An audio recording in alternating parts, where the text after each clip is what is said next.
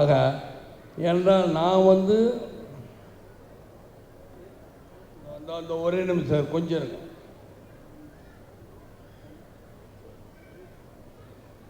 ஏன்னா வேகம் முடிக்க சொல்கிறாங்க சிலர். ஏனென்றால்னா எல்லா பெண்களும் நீங்கள் ஊருக்கு போகணும், வீட்டுக்கு போகணும், அதனால் வேகமாக முடிச்சிடுவேன். நான் அதிக நேரம் பேச முடியும். இருந்தாலும் எனது கட்சி தொண்டர்கள் இவ்வளோ பத்திரிகை நண்பர்கள் எல்லாம் வந்ததனால சொல்லுகிறேன், விஜயகாந்த் தனியாகத்தான் இந்த தேர்தலை சந்திக்கப் போகிறேன் என்று தெளிவாக சொல்லுகிறேன்.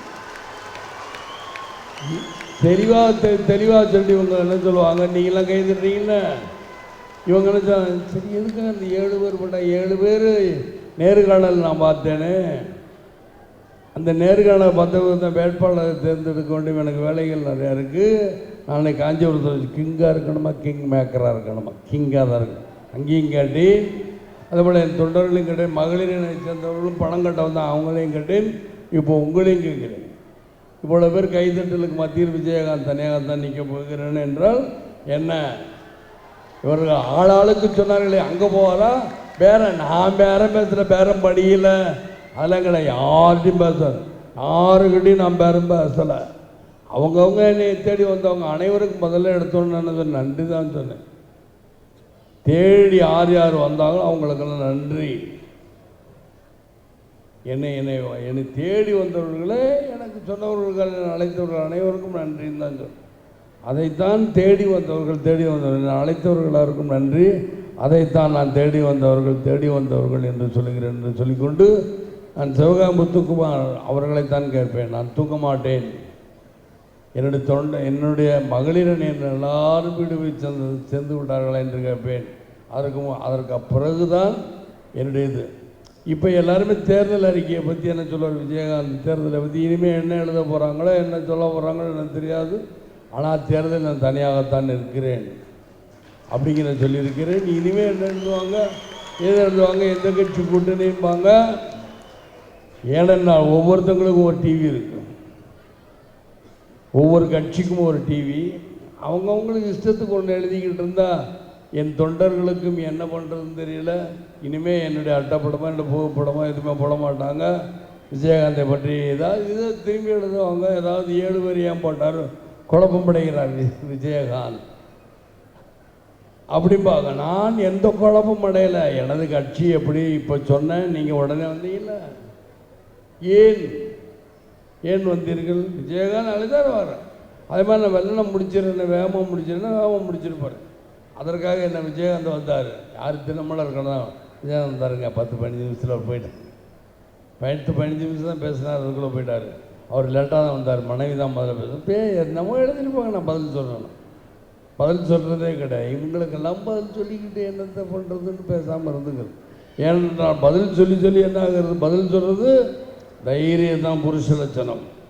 நான் உங்களை சொல்லவில்லைங்கிற வைக்கா. ஏன் ரங்கராஜ் பாண்டே அவர்கள் தைரியமாக சொல்ல, தவறு இருந்தால் தவறுன்னு சொல்ல, தப்பு இருந்தால் தப்பு, இல்லை என்றால் இல்லை என்று சொல்லுகிறார்.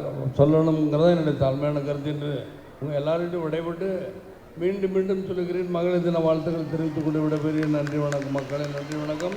நீங்கள் எல்லோரும் ஒழுங்காக போய் வீடு போய் சேரணும். எல்லோரும் போய் சேர்ற வரைக்கும் என்னோடய தொண்டர் எல்லார்ட்டையும் கேட்பேன். மெயினாக தமிழ்நாடு மகளிர் அணி, எங்கள் தமிழக மாநில மகளிர் அணி செயலாளர் சிவகாமி முத்துக்குமார் அவர்கிட்ட தான் என்ன எல்லாருக்கும் ஏதாவது இருக்கா, என்ன போய் சேர்ந்துட்டாங்க கேட்பேன். அதனால் முடித்து விட்டு நீங்கள் எல்லோரும் போகலாம் என்று தாழ்மையுடன் தெரிவித்துக்குள்ளே நமது கட்சி தனியாகத்தான் இருக்கும் என்பதை திரும்ப சொல்லிக் கொள்கிறேன் என்பதை தெரிவித்துக் கொள்கிறேன். மக்களே, எந்தவித கூட்டணியும் இல்லை. அவங்கவுங்க சொல்லிக்கிட்டு இருப்பாங்க, குழப்புவாங்க அவங்கள. அங்கே இருக்கிறவங்க யாராவது குழம்பாதீங்க. நானே சொல்லிக்கிறேன், நானே உங்கள்கிட்ட சொல்லி திரும்ப இது 3வது தடவை சொல்கிறேன். 3வது தடவை சொல்லுகிறேன். இன்னொரு தடவை சொன்னோமா, இன்னொரு தடவை சொல்கிறேன். நான் தனியாகத்தான் நிற்க போகிறேன். தனியாகத்தான் இந்த விஜயகாந்த் நிற்பான், தனியாகத்தான் சந்திப்பேன். அதே போல் 7 பேர் கொண்ட குழுவை போட்டிருக்கிறேன். சுதீஷ் அவர்கள் தலைமையில் பேராசிரியர் ரவீந்திரன் உல்டாவா சொல்லுகிறேன். பார்த்தா சாரதி அவர் தலைமை செயலாளர், கொள்கை பரப்பு செயலாளர் சந்திரகுமார் அவர்கள், பொருளாளர் இளங்கோ அவர்களும் அதுபோக துணை செயலாளர் இருக்காங்க, அவங்க எதை சேர்த்துக்கிட்டு சேக்காட்டி பரவாயில்ல. அதே போல் மாவட்ட செயலாளர் 2 பேர், அழகாபுரம் மோகன்ராஜ் அவர்களையும் வெங்கடேஷ், விழுப்புரம் மாவட்ட செயலாளர் வெங்கடேஷ் அவர்களையும் இந்த இதில் இணைக்கிறேன் என்பதை தெரிவித்துக்கொண்டு உங்களுடைய விடைபெறுகிற நன்றி வணக்கம் மக்களே, நன்றி வணக்கம் வணக்கம் தெரிவித்துக்கொண்டு விடைபெறுகிறேன். மீண்டும் மீண்டும் சொல்லி மகளிர் தின வாழ்த்துக்களை தெரிவித்துக்கொண்டு விடைபெறுகிறேன். நன்றி வணக்கம் மக்களே, நன்றி வணக்கம். பத்திரிகையாளர் எல்லாருக்கும் இப்போ கேப்டன் சொன்னது உங்கள் எல்லாருக்கும் புரிஞ்சிருக்கும்னு நினைக்கிறேன்.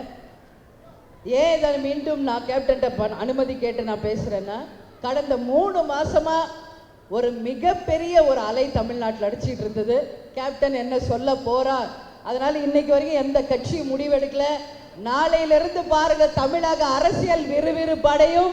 நிச்சயமாக எல்லா கட்சிகளும் அவங்களுடைய அறிவிப்புகளை வெளியிடுவாங்கன்றதுல எந்த ஐயமும் இல்லை.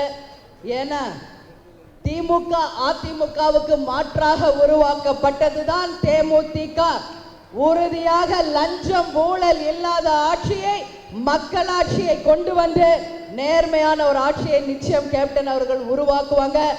கேப்டனை கூட்டணிக்கு வர சொல்லி அழைத்த அரசியலில் மிக மூத்த தலைவர் கலைஞர் அவர்களுக்கும், EVKS அண்ணன் இளங்கோ அவர்களுக்கும், அண்ணன் வைகோ அவர்களுக்கும், சகோதரர் திருமாவளவன் அவர்களுக்கும், அண்ணன் G ராமகிருஷ்ணன் அவர்களுக்கும், அண்ணன் முத்தரசன் அவர்களுக்கும், அதே போல பாரதிய ஜனதா கட்சியை சேர்ந்த மத்திய அமைச்சர் ஜவடேகர் அவர்களுக்கும், தமிழிசை சவுந்தரராஜன், பொன் ராதாகிருஷ்ணன், அத்தனை நல்ல உள்ளங்களுக்கும் இந்த தருணத்தில் எங்களுடைய நன்றிகளை தேமுதிக மூலமாக தெரிவித்துக் கொள்கிறோம்.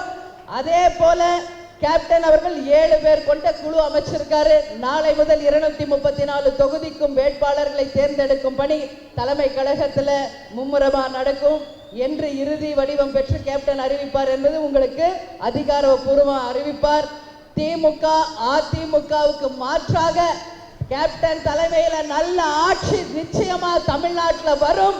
அந்த ஆட்சி மக்கள் ஆட்சியாக வரும் வரும் வரும் என்று தெரிவித்துக் கொண்டு, அதே சிந்தனையுடன் இருக்கும் அத்தனை நல்ல கட்சிகளும் கேப்டன் கிட்ட வந்து பேசணும் என்பதையும் கேட்டுக்கொண்டு, இந்த நேரத்தில் இந்த மகளிர் அணி பொதுக்கூட்டத்திற்கு வந்த அத்தனை பேருக்கும் எனது நன்றிகளை தெரிவித்துக் கொண்டு, மீண்டும் சொல்றேன், நமது முரசு நாளை தமிழக அரசு என்று சொல்லக்கூடிய அளவு சரித்திரத்தை படைப்போம் படைப்போம் படைப்போம் என்று தெரிவித்துக் கொண்டு உங்களிடமிருந்து விடைபெறுகிறேன். நன்றி, வணக்கம். இன்னும் பேரம் படியில, கோடிகள் செட்டில் ஆகல, சீட்டு படியில, அப்புறம் ஒரு துண்டை போட்டு விரல் கவுண்டிங்கா. நான் கூட என்னதுன்னு கேட்டேன். பேரம்னா என்னன்னு எங்களுக்கு தெரியும். ஒன்று மட்டும் நல்லா புரிஞ்சுக்கங்க.